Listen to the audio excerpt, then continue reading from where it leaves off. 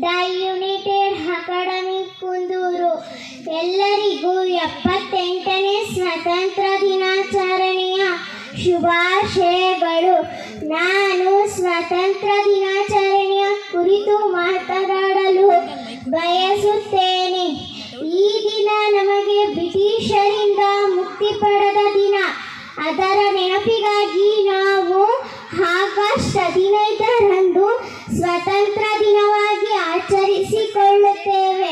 ನಮ್ಮ ದೇಶದ ಸ್ವಾತಂತ್ರ್ಯಕ್ಕಾಗಿ ಹೋರಾಡಿದ ಮಹಾತ್ಮ ಗಾಂಧೀಜಿ, ಸರ್ದಾರ್ ವಲ್ಲಭಾಯ್ ಪಟೇಲ್, ಚಾಚಾ ನೆಹರು ಇತ್ಯಾದಿ ಮಹಾನ್ ನಾಯಕರು ತಮ್ಮ ಜೀವವನ್ನೇ ಸೇವಿಸಿ ಜೀವದಾನ ಮಾಡಿದ್ದಾರೆ.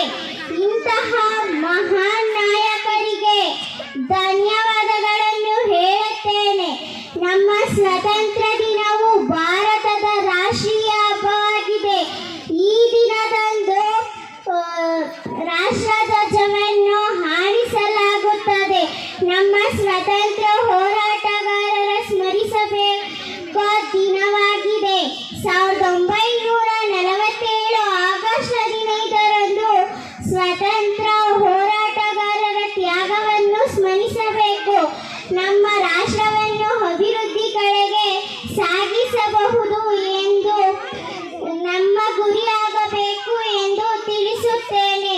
ನನ್ನ ಪುಟ್ಟ ಭಾಷಣವನ್ನು